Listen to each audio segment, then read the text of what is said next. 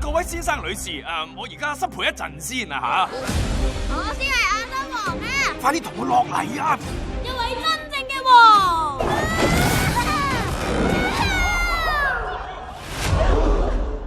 你根本唔係亞瑟王啊！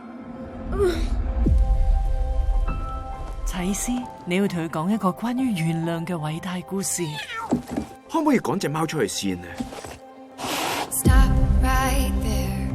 我哋呢個故事係要由2000年前講起嘅。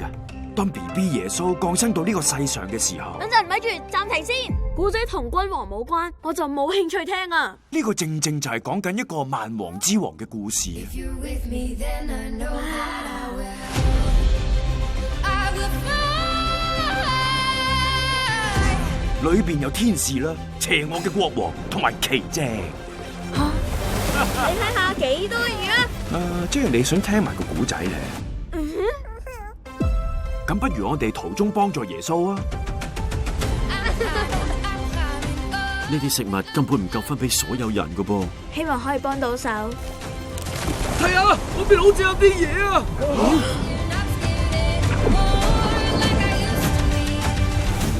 唔使驚嘅，對某啲人嚟講係奇蹟，但係對於另外一啲人嚟講就係威脅。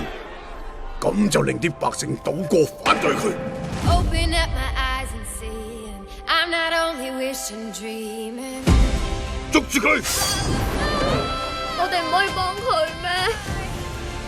可以，但係唔係你諗咁樣。多謝你啊，爹哋。時候到啦。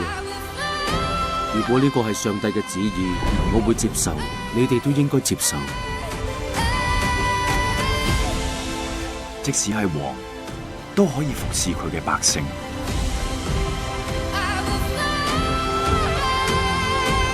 只要有信心，你就會變得比以前更強大。